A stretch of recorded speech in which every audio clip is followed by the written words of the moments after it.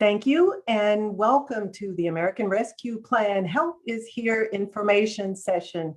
We'll be getting started in just a moment.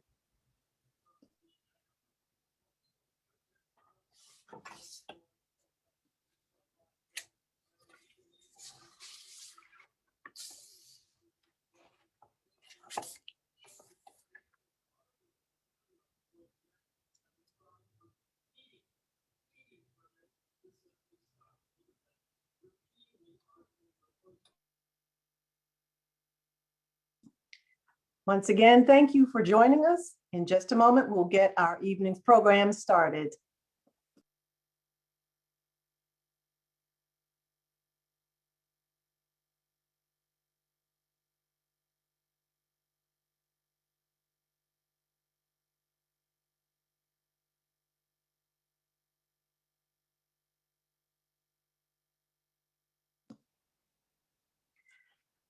Good evening.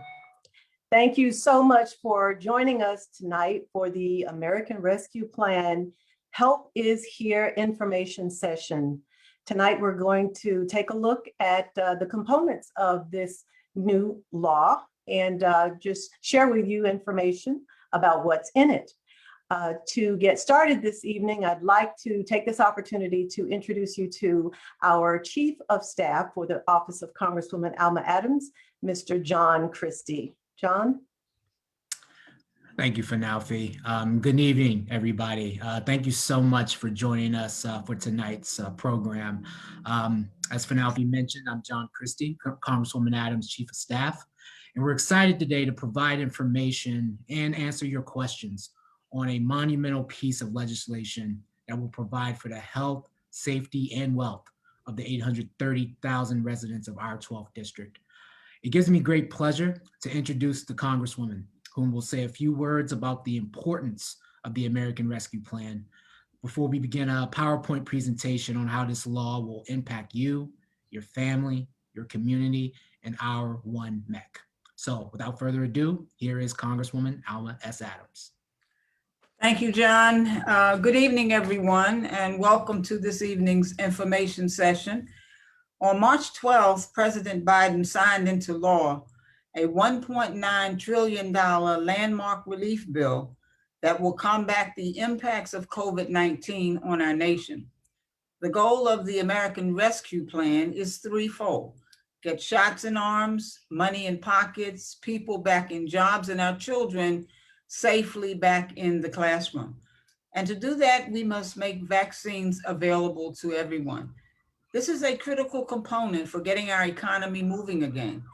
And that's why the American Rescue Plan invests in a coordinated nationwide vaccine program with three key parts. First, making sure that we have enough vaccines for all Americans through research, development, manufacturing, production, and purchase.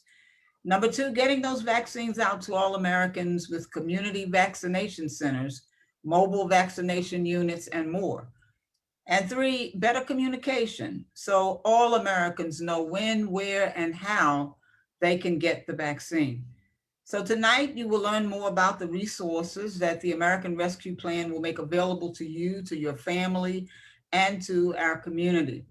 The coronavirus pandemic and economic crisis are destroying lives and livelihoods all across the country, as well as here in our own district. Tens of millions of Americans have been infected and more than 500,000 lives have been lost to the virus. Here in the 12th district, we've had nearly 102,000 confirmed cases. And sadly, over 900 families have lost loved ones to this awful virus. And we are still designated a yellow alert area, meaning that we still have significant community spread. And only a little over 15% of our citizens have gotten the vaccine. Well, I've gotten mine and I'm fine. And so I'd like to say getting the vaccine is our shot at life. So I hope when your time comes that you will take the shot. With vaccination and continuing to wear our masks to keep our social distance and washing our hands, we can begin to get back to our pre-pandemic lives. Unfortunately, until we can get this under control, the economic crisis will continue to accelerate. Currently, more than 20 million Americans are receiving unemployment benefits. Over 2.3 million women have been forced to leave the workforce due to primary responsibilities for childcare and remote learning. And up to 40 million people cannot afford to pay rent and are fear of eviction. And sadly, our most vulnerable communities have been hit hardest by the twin crisis, the pandemic and the economic crisis. Tragically, COVID-19 has not only threatened the health of millions of Americans and their families, but also their financial situations and food security. Before the coronavirus hit, we had an estimated 156,000 people in Mecklenburg County who struggled with hunger every day. More than 1.1 in 5 children in our county were at risk of going to bed hungry each night. And the impact of the ongoing pandemic has only exacerbated this issue. Feeding America estimates hunger in Mecklenburg has increased from 12% to over 15% of our community. Feeding America also reports that more than 50 million people may experience hunger because COVID-19, a dramatic increase from the 13 million Americans who were food insecure at the beginning of the year. And food banks across the country have seen an average increase of 60% in the number of people seeking help. Now, these statistics hold true for the 12th district as well. But please be encouraged because help is here. The American Rescue Plan provides access to the pandemic EBT program available for the duration of the health emergency, including through the summer, to allow families with children receiving school meals to purchase healthy food more easily during the pandemic. It extends the 15% increase in Supplemental Nutrition Assistance Program, SNAP, for all participants through September 30th. It provides $880 million to deliver expanded access to more fruits and vegetables for moms and babies, and investments in innovation to the special Supplemental Nutrition Program for Women, Infants, and Children that we refer to as WIC. It provides $37 million for senior nutrition. And so I believe that the majority of us know that we cannot get our economy moving and get Americans back to work until we crush this virus. And that's what the American Rescue Plan does. With this plan, we can get jobs back to pre-pandemic levels in as little as 12 months. And without it, the Congressional Budget Office estimates that it could take at least 3 years, and we cannot wait that long. And that's why I and my colleagues have worked diligently with President Biden to get this much needed relief to families in need. The rescue plan will put vaccines in arms. The plan will mount a national vaccination program that includes setting up community vaccination sites and addressing disparities facing communities of color. It will also combat the virus by scaling up testing and tracing, and will address shortages of personal protective equipment and other critical supplies. It will put children safely back in school. It makes nearly $130 billion investment immediately available to state education departments so they can get schools open safely, keep schools open safely, and make up for lost learning time. The rescue plan also puts money in people's pockets. The plan makes good on President Biden's promise to provide $2,000 in direct assistance to households across America with checks of $1,400 per person, following the $600 down payment enacted in December. It also provides direct housing assistance, nutrition assistance for 40 million Americans, and it expands access to safe and reliable childcare, and it makes affordable healthcare even more accessible during the pandemic. It extends unemployment insurance so that more than 20 million Americans, workers, can pay their bills. It supports 27 million children with an expanded child tax credit, and it supports more than 17 million low-wage workers through an improved earned income tax credit. This rescue plan also puts people in jobs. It will provide critical support to help the hardest hit small businesses keep their doors open, especially those owned by entrepreneurs from racial and ethnic backgrounds that have experienced systemic discrimination. It provides $15 billion in economic injury disaster loans, expanded paycheck protection program eligibility, and an additional $7.2 billion in funding. It allocates $28 billion to revitalize restaurants, food and beverage establishments, and it includes additional resources to help small and disadvantaged businesses navigate and access COVID relief programs. The plan also provides crucial resources to protect the jobs of first responders, frontline public health workers, teachers, transit workers, and other essential workers who all Americans depend on. So it will also provide funding to help state and local governments begin the recovery process. This plan is one of the most progressive pieces of legislation in history, and the majority of the tax cuts and direct payments will go to families making less than $90,000 a year. The plan is a giant step in the right direction toward getting the help needed to those who need it most. Our goal this evening is to share even more of what is in the American Rescue Plan. So you're going to hear a lot of information, but don't worry. If you have questions, just reach out to my office at 704-344-9950, and my district staff will be happy to assist you. So thank you for being here tonight, and thank you for getting your shot when it is your turn. So for now, let's hear more about what is in the bill. Thank you, Congresswoman Adams. Thank you, thank you. We're going to get right into our slide presentation because we are also going to take some questions this evening. So if you have a question and would like to enter it into the chat of this Zoom, please do so. And we have staff on the back side of this Zoom production who are actively answering questions. And also the Congresswoman will be back a little bit later to answer a few more questions. So as we get started, excuse me, we're talking about the American Rescue Plan. Help is here. Next slide, please. So as the Congresswoman mentioned, this is going to help families.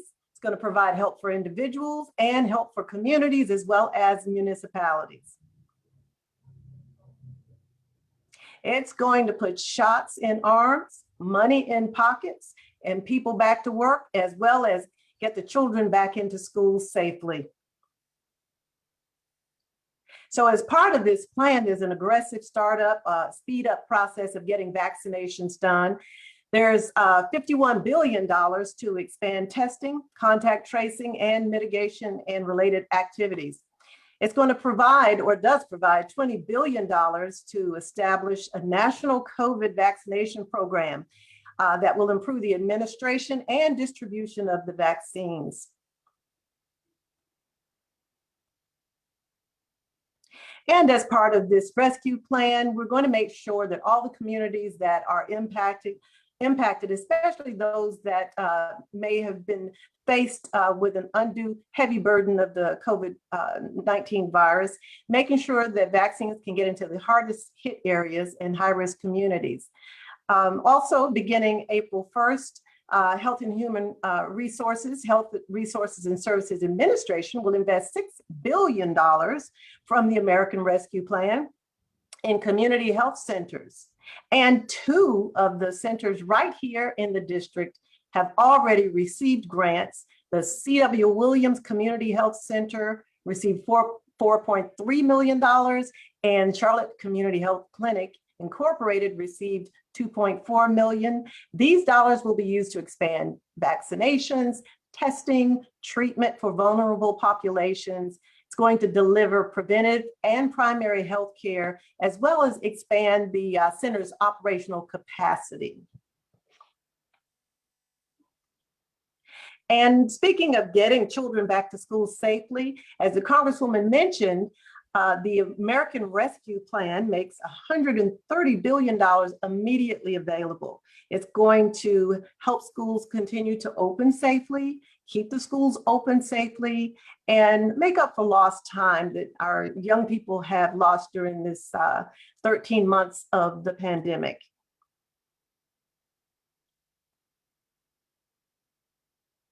Connecting students and communities is really important as well. Broadband is a part of this American Rescue Plan. It's going to help bridge the digital divide. It provides $7.6 billion to expand internet connectivity for students and communities so that schools and libraries can be reimbursed for their hotspots or internet services that they provide to the community.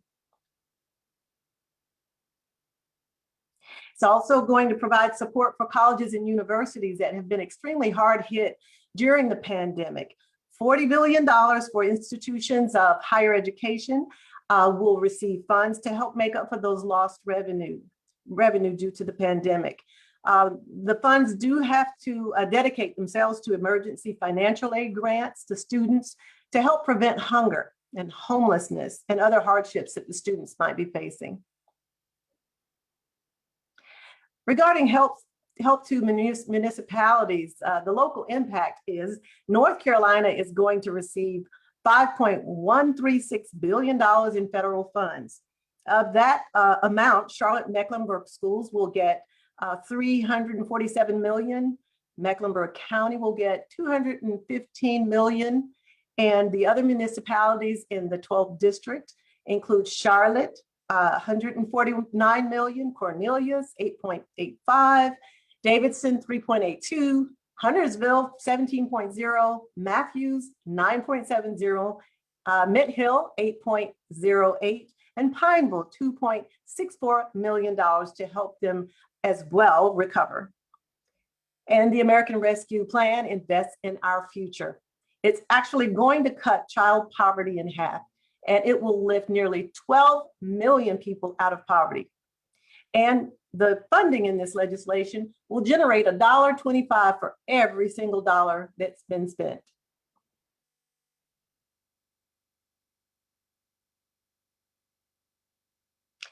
The COVID-19 virus has really had a significant impact on the state of North Carolina, and we all feel it. Since the pandemic started, more than 873,000 people have been infected with the virus. And unfortunately, over 11,000 people have died. That's 11,000 families that have lost loved ones. And the unemployment rate is at 6.1%, where it was 3.6 pre-pandemic, as the Congresswoman mentioned. And since February of 2020, it's just been a terrible time for our community. We have over 435 renters who are not caught up on rent. We've got millions of adults statewide who are reporting having difficulty making their household expenses each month. 780,000 who report not having enough food. These are terrible, terrible numbers for us to have to even consider. And we've got over 477,000 adults living with kids who report that the children in their household just don't have enough to eat. And as the Congresswoman mentioned, this plan, the American Rescue Plan, actually puts money in the pockets of families. That $1,400 stimulus payment that many people have already started receiving is in addition to the $600 that was approved in December, which brings the total relief to $2,000 per person. And just today, we do want to acknowledge that the IRS is going to start issuing this week Social Security beneficiaries payments, as well as other beneficiaries. And for those who receive direct deposit, that should start showing up around April 7th. I know a lot of you have been calling into the district office with that question. And so today the guidance came out, so we're happy to report that as breaking news. Also, the stimulus checks, you may get a paper check, you may have direct deposit based on what account information the IRS has, as well as you could get a debit card. So make sure you check your mail and don't throw that away. If you do have a question about when your payment will be arriving, your stimulus check, you can go to the IRS website and use the Get My Payment tool to check the status of your payment. Many of you have also asked, is the economic impact payment taxable? And the answer is no. Taxpayers will not have to pay tax on it. It won't reduce your tax refund when it's time, nor will it increase the amount that you owe. And it will not affect any income for purposes of determining eligibility for federal benefits or federal assistance.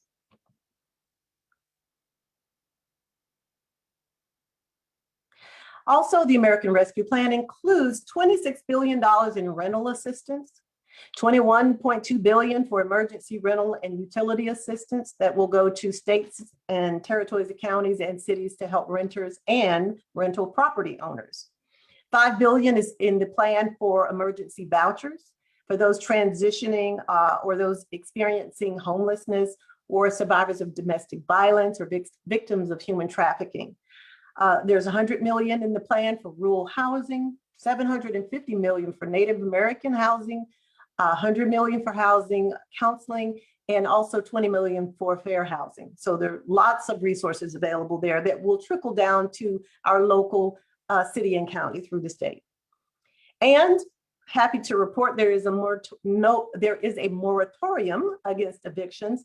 Originally, the deadline was March 31st, but through this plan, it has been extended through June 30th. June 30th, the CDC announced that just yesterday.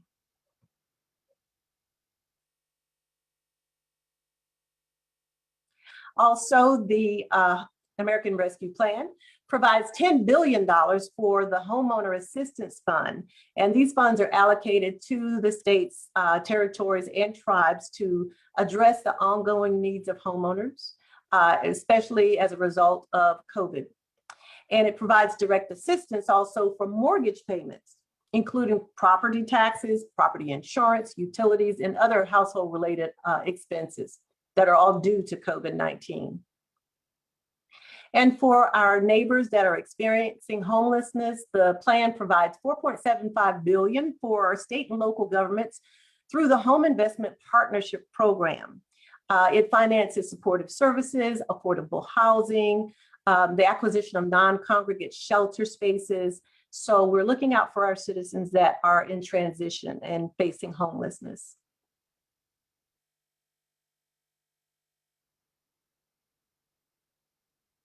And if you need a little help with your utility bills as a result of the pandemic, there's $5 billion in the plan for those who need a little bit of help paying the utility bills.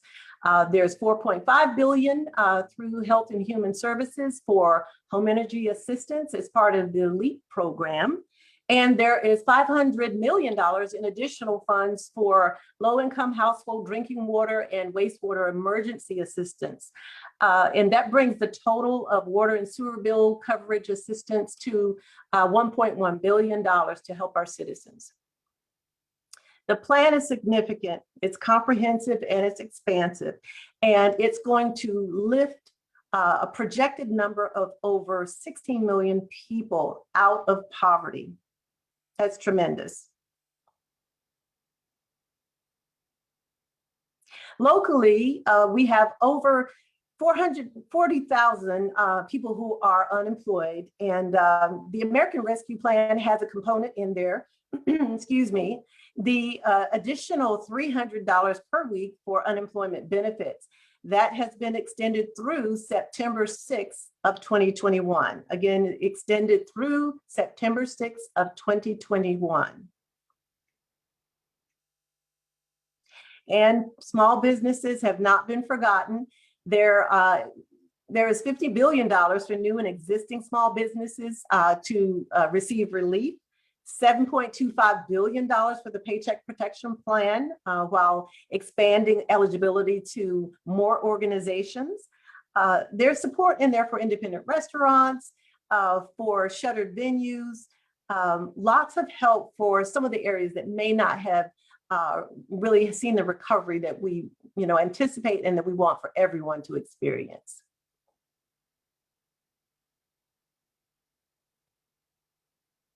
Healthcare coverage has been expanded because of the American Rescue Plan.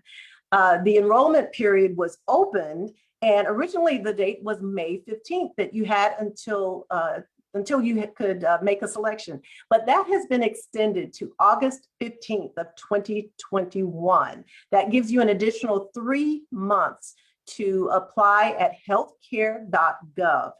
And these are subsidized premiums that will be extremely low due to the impact of COVID-19.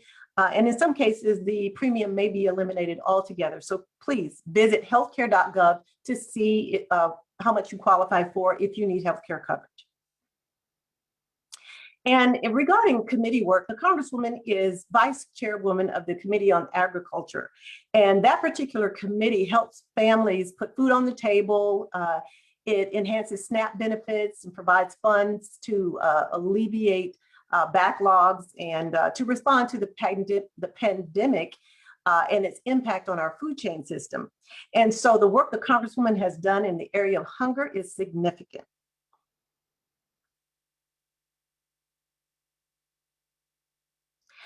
Hunger in the 12th district. Well, before the coronavirus, we had an estimated 156,000 people in Mecklenburg County who struggled with hunger every single day.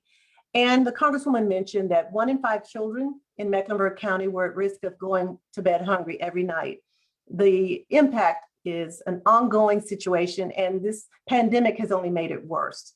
So there are items in the American Rescue Plan that will help with hunger.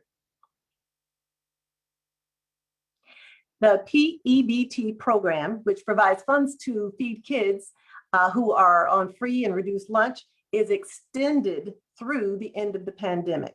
There's $5 billion in the PEBT program so that low-income families have access to school meals and food assistance during the school year and in the summer.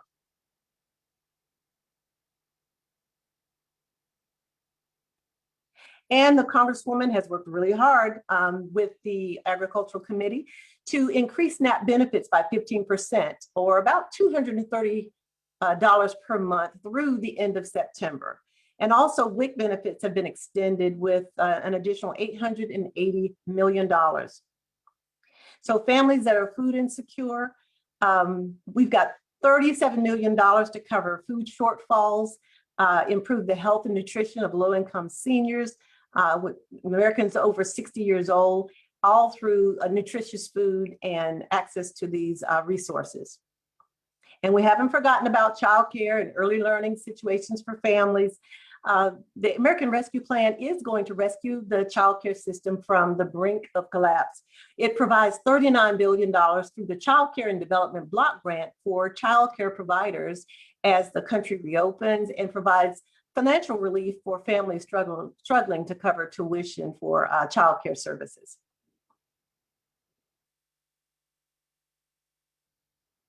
And tax credits. As I told you, this is an expansive plan, so we're trying to show you high level, a little bit of everything that's in the plan. So there are tax credits. A fully refundable tax credit is available for 2021, and an increase in the annual amount of from $2,000 per child to $3,000 per child. The average tax cut for a family would be about $6,000. There's an estimated reduction in federal taxes by an average of $3,000, and it raises after-tax income by about 3.8%. And the other item that we want to point out is these tax cuts are distributed more than 2/3 to the low and middle income households. And a low income household with children will get an average tax cut of nearly $7,700.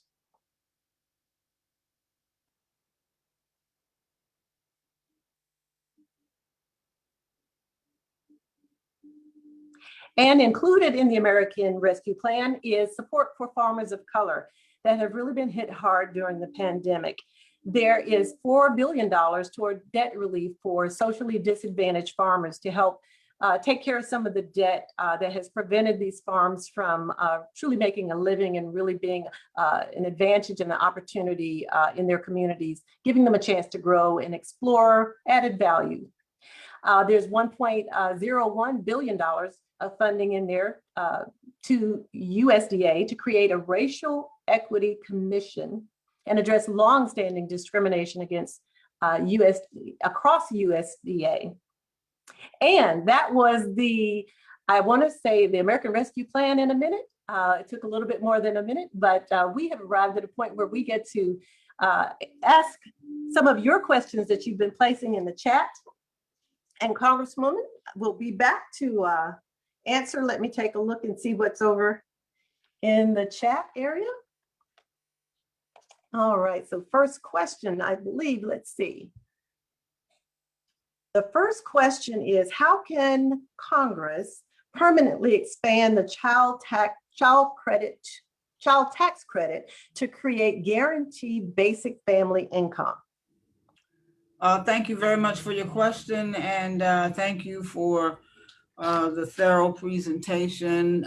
Let me just say, I am also hopeful that the child tax credit expansion as provided in the American Rescue Plan can be made permanent.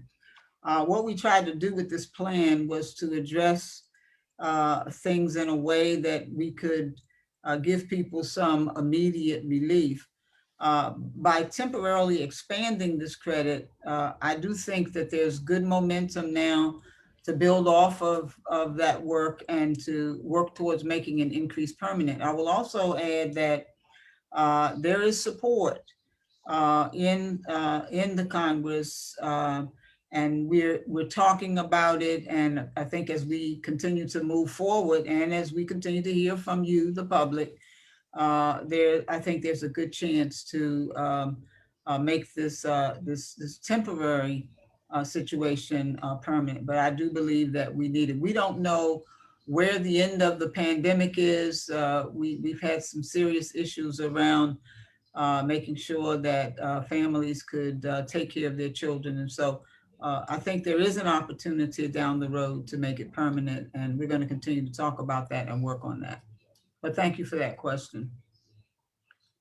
Okay, Congresswoman, we have another question.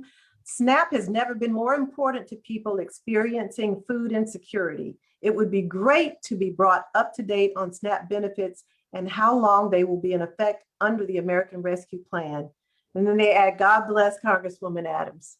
Thank you very much for that question. SNAP and all of the issues around food insecurity are near and dear to my heart. I do sit on the Agriculture Committee, and that's one of the areas and issues that we address. I'm vice chair of that committee.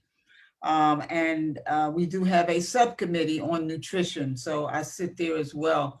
But the American Rescue Plan, I think we saw some of this in the slide, includes $12 billion in key investments to food assistance programs to mitigate this extraordinarily high level of hunger and hardship. One of the really serious things that we've seen as a result of this pandemic is that people are having difficulty feeding themselves and their families. People are going to food banks instead of going to the grocery store because they've lost their jobs and they're having difficulty. Individuals who used to work at food banks giving out food are now going as recipients who need food. But we extended these through September, which is, 4 or 5 months from now. The 15% SNAP benefit increase in the December COVID relief package will help millions of families and children have enough to eat. One of the things that we saw and that we know is that since children have not been going to school, many of them go to school and those are the only meals that they get for the most part. And so we've looked at this very seriously. I put a bill in to increase the benefits, and so they've been increased by 15%. But helping to guard against food hardship among children, this summer, we're going to allow the states to continue the pandemic EBT program, which also provides grocery benefits to replace meals that, as I said before, children miss when schools are closed. And then investing in the WIC program to modernize the program and support innovative service delivery models to conduct research and to temporarily raise the amount of fruits and vegetables that participants can obtain. That's important, that we have fresh fruits and vegetables. To increase federal resources for state administrative costs that will help states accommodate the increased demand for SNAP. We've seen it all over the country. We've seen it in our district. We've seen it in our states. And so also there's support to help address the food needs in other U.S. territories, including Puerto Rico. Here's another question, Congresswoman. You voted in favor of this plan, but only a small percentage, 9%, actually goes for COVID-related issues. Can you explain why you voted for this? Not a big fan of the 91% side of the plan. Well, let me first of all say that I was happy to vote for the plan. The majority of citizens across this country, even in my district, be they Democrat or Republican, supported this plan. The only individuals that I can think of that didn't support it were my colleagues on the other side of the aisle. But yet, the issues that we continue to talk about that have been impacted by COVID and the people, these are not partisan issues. When you're hungry, your stomach is not going to make a determination as to whether or not you're a Democrat or a Republican, or whether you have no partisan affiliation at all. So let me say it's a good question. I'm happy to respond. You know, I've heard that that number tossed around a lot. And basically it refers to the $160 billion of the American Rescue Plan funds that will go towards COVID-19 testing, protective gear, vaccine production and distribution. And that's about 9%. But there's a small part, but that's just a small part of the picture, because the entire bill is directly related to COVID relief as well. The other 90% of this rescue plan provides necessary resources to end the pandemic and provide true economic relief to American families. Everything and every person in every part of our nation has been touched in some way by this pandemic. It includes increased unemployment insurance. It includes rental insurance. It includes opening schools safely. It also includes economic impact payments, child tax credits, earned income tax credit, and more credits and more. All of these things have been impacted in some way by this virus that's been in and around our communities and still here for the past 13 months. So this $1.9 trillion package will have a significant positive impact on people's lives. And that's what we wanted to do. People across this country, as I've said before, regardless of your partisan affiliation, whether you don't have any at all, were tremendously supportive of this plan, particularly for the people who make up the poorest fifth of the population. This rescue plan is certainly going to be of benefit. It is expected to cut child poverty in America in half. And so I proudly voted in favor of it when it came to the House floor for a vote. And I hope that we can continue to rescue Americans as the need may arise. Thank you. This next question is an interesting perspective. It says there is help for parents with children, businesses, unemployed, and housing. What help is there for people who actually had COVID-19 and have long-term issues, who cannot go back to work and are ineligible for unemployment because they are on medical leave? Wow. Thank you for that question. You know, since the start of the pandemic, more than 30 million Americans have contracted this virus. and are living with the long-term effects of it. Although there is a lot that we don't know about this this virus and the long-term impacts, NIH and CDC have committed to investing in major research into COVID and studying it long term. But my colleagues and I are committed to ensuring that folks have the resources that they need to navigate the crisis. So we've called on Social Security Administration to develop and provide additional guidance for long haulers that are applying for disability income. The rescue plan was an important COVID relief bill, but we know that more must be done. We're not finished. We don't have all the answers, but especially to ensure long haulers receive the medical and financial support they need. We have information that we have actually put on our website. I don't know if one of my, I'm not sure if, is it Catherine or someone from my staff may want to embellish the answer that I've given. Hi, Congresswoman, or Catherine, if you'd like to chime in on this one. Thanks again, everyone, for joining us today. I work on healthcare policy for the Congresswoman. And in terms of, I think the Congresswoman has hit the nail on the head here. We know that folks who are dealing with the long-term effects of COVID are going to need significantly more support. And we're continuing to work through proposals and ways that we can very thoughtfully target relief to the millions of Americans who at this point have contracted COVID.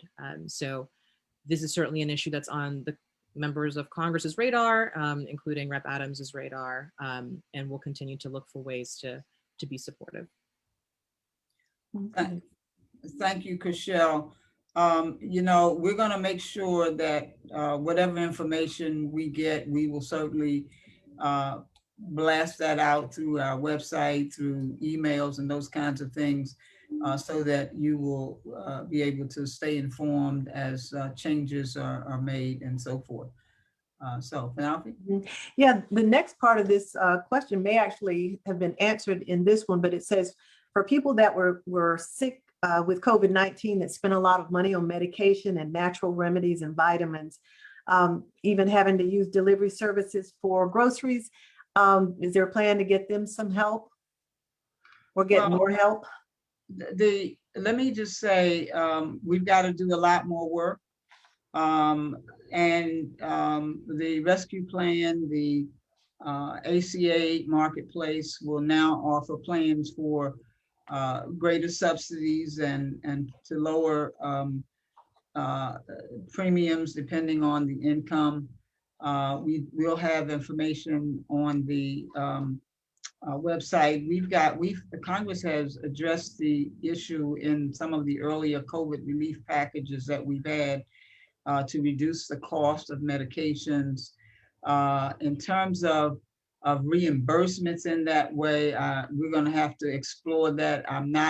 I know that there's funding as you're moving forward to help pay, but in terms of reimbursements, I don't want to give an inaccurate answer for that, but we'll certainly take a look at that. We do know that going forward, as you have needs in terms of medications, that there is support to help families with that.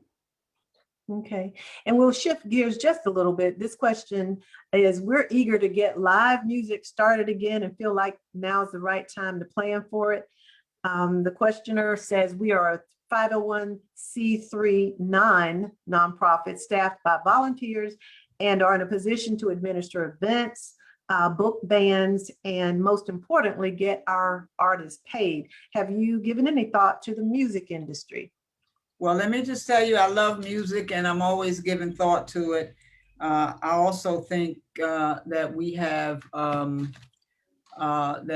opportunity, particularly through folks who provide all of the arts. Actually, I'm an artist myself. I'm not a performing artist. I'm a practicing artist. I mean, I make art. Let's put it that way.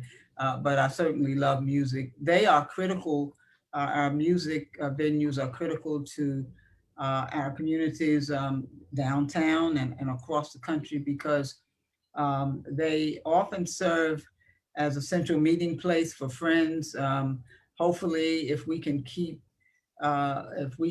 doing what we're doing in terms of keeping our distancing and wearing our masks and washing our hands and doing all those things that CDC has asked us to do, we'll be able to get back out and enjoy music. But it is I think, a very relevant part of our communities, and the arts are really what make us human.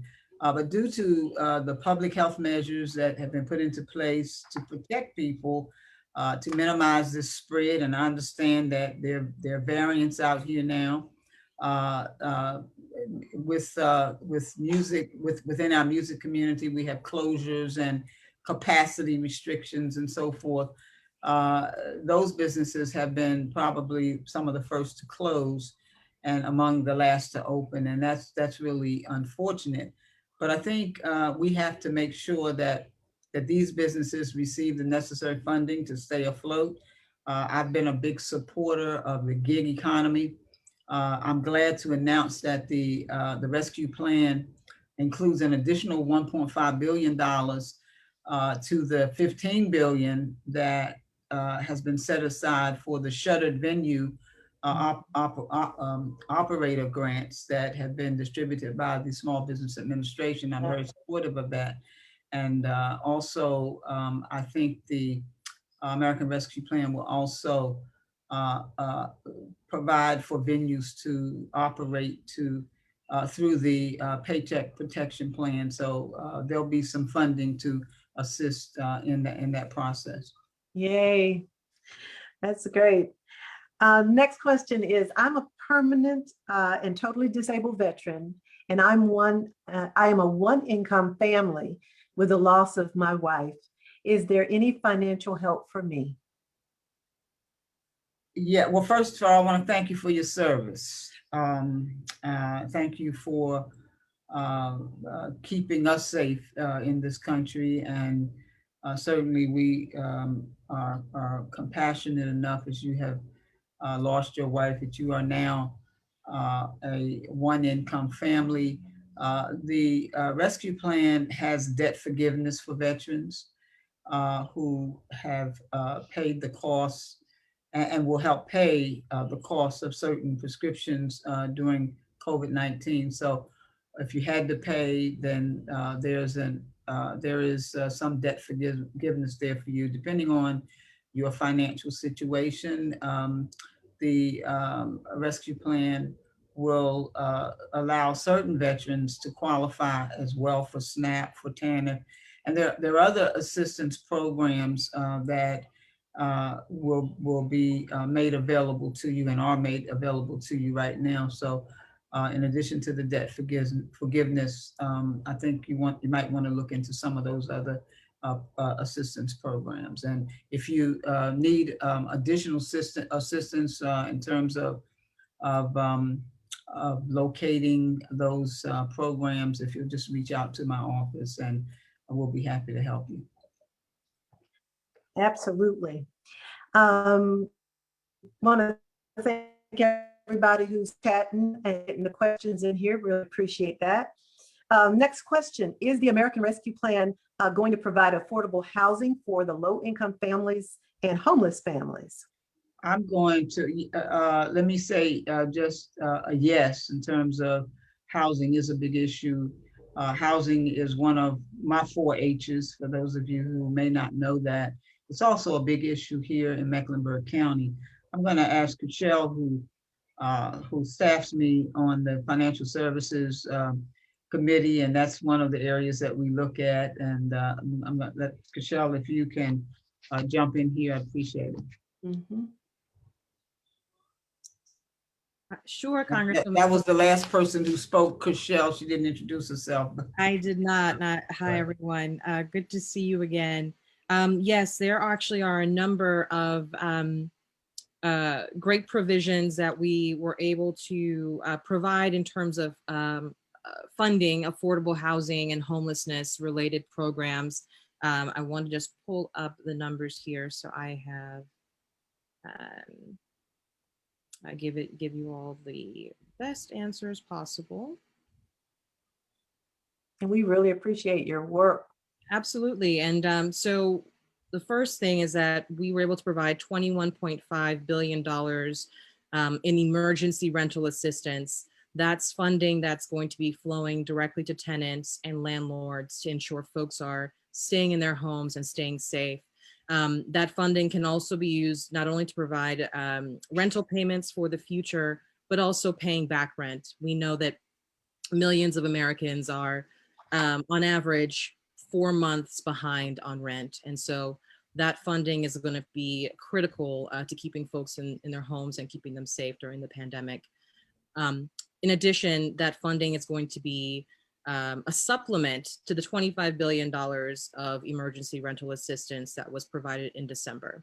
And so that is a really big chunk of funding that's going to help renters and landlords and folks who are in very precarious financial situations to stay in their homes. There's also going to be $5 billion in housing choice vouchers that's going to be targeted to low income individuals, as well as folks who are either homeless or on the verge of homelessness. And those are the three big items, but there will also be $10 billion in a homeowner assistance fund to provide support for mortgage assistance, utilities payments, anything that folks might be needing right now as a homeowner to make those payments and to ensure that they're able to stay safely in their homes during the pandemic. Yeah, Chriselle, I just want to add and just make sure, we had concerns from folks about being able to pay their rent. But if you're renting from someone, that someone probably has a mortgage. And I don't know if that was clear enough that there's funding also to help the landlords as well, because that has become an issue too. Some people haven't received rent in almost a year. And so it was important that we look at this whole thing holistically, but also to make sure that there was some parity there. Right. Thank you. Also want to say that there will be some resource links available on the website. And also I'll ask the producer behind the scenes when the program is over to put up the resource screens so that people can see them as we're getting off. Next question from the chat is, how does one escalate and report on issues with the PPP loan integrity at Wells Fargo for sole proprietor, small business owned by a female, and the issues with the process at SBA Reason EIDL second tranche for a sole proprietor female business? Hopefully I read that correctly. Yeah. So let me just say that when we put the PPP loan program in place, we did that certainly with the desire to make sure that we made funding and support available for our small businesses. In my opinion, small businesses are too small to fail.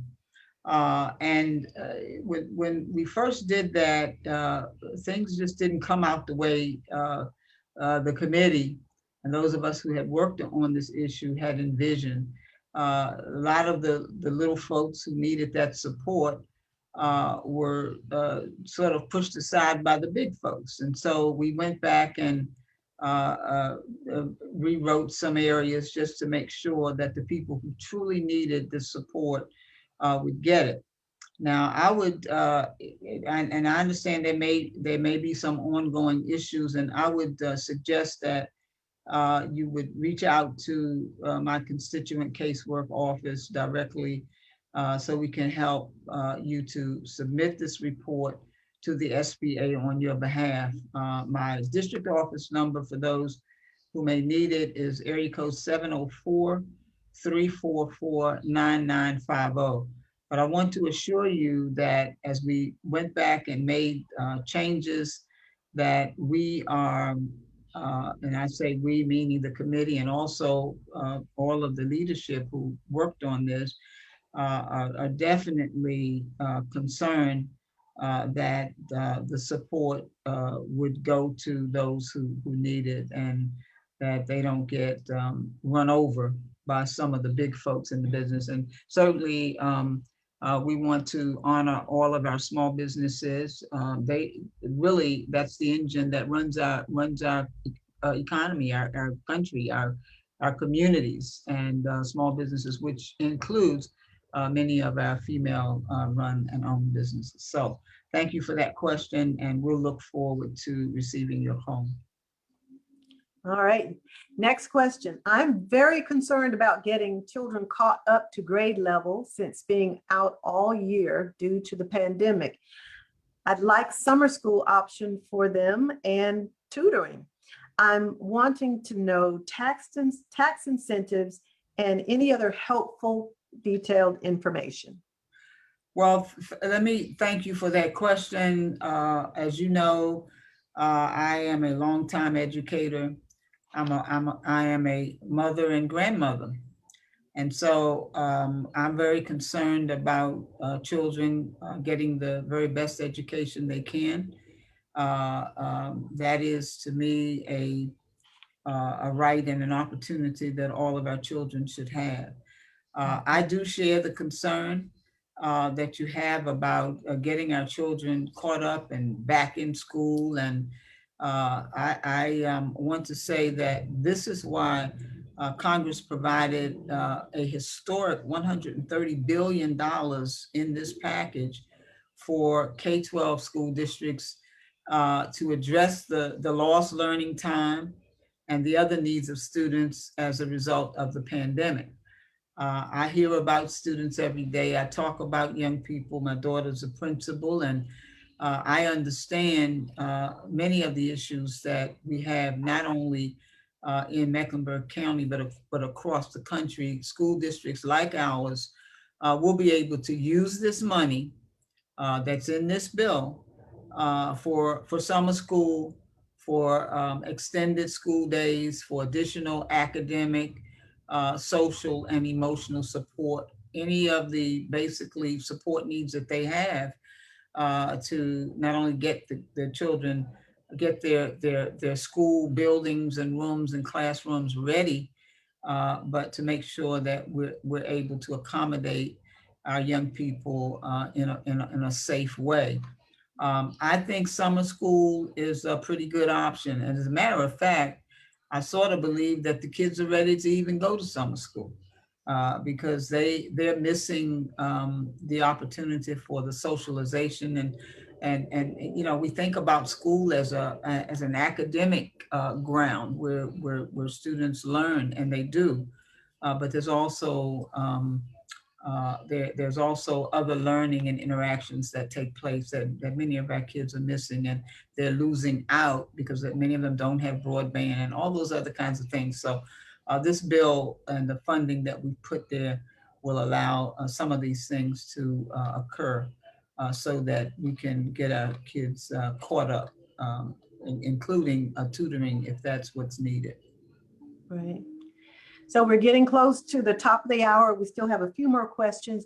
Quickly, we'll get to this breaking news, I guess, response. When will seniors receive a stimulus check and those on Social Security? Well, first of all, let me apologize that you haven't received your check. I know how important it is. The IRS just announced today that Social Security recipients and other folks who did not normally file a tax return can expect their stimulus payments to be processed this week. So probably before the weekend's out, you will see your check. The majority of the payments, of course, will be sent electronically. and they will be received by April 7th, which I think is next week or somewhere in there. Um, so if you, to find out when and how the IRS sent your third payment with the Get My Payment tool, they update it twice a day and sometimes overnight. So there's a website, www.irs.gov /coronavirus/getmypayment. So if you do that, that will, you'll get even more information.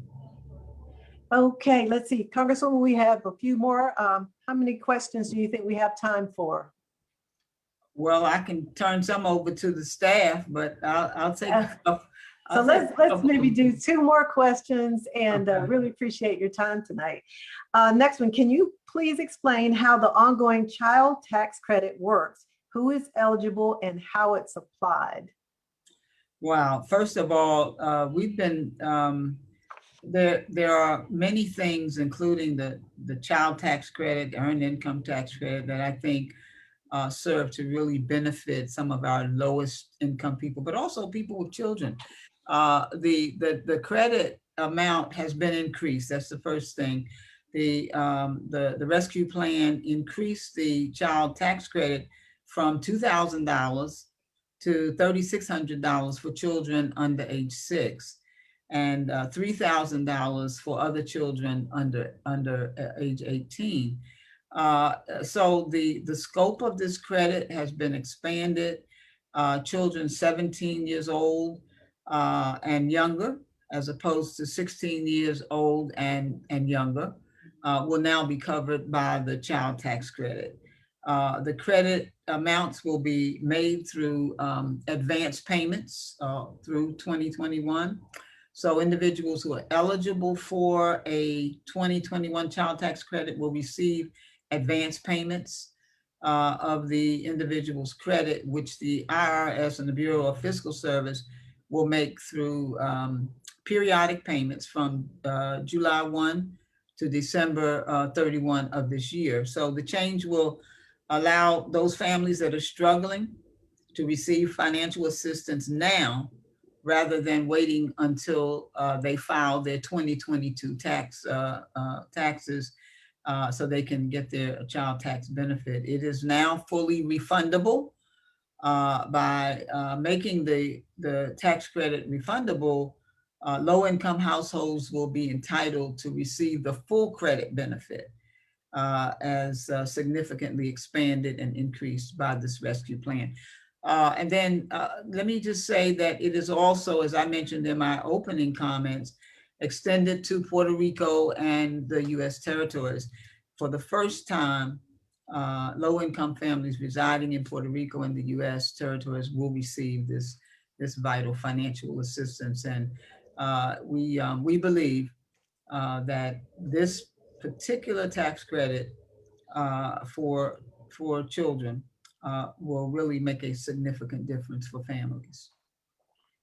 All right, thank you, Congresswoman. I was typing a response in the chat to a question, but also want to point out Elise Dashu, the chair of the CMS School Board, sends her thanks in the chat for the work and the funds that will be coming to CMS. So want to thank her for her comments. And I want to thank our school board for their service, and all of our elected officials for the service. It is the rent we pay for living on this earth, and certainly for the collaborative conversations that we've had, and for the work that we will continue to do together.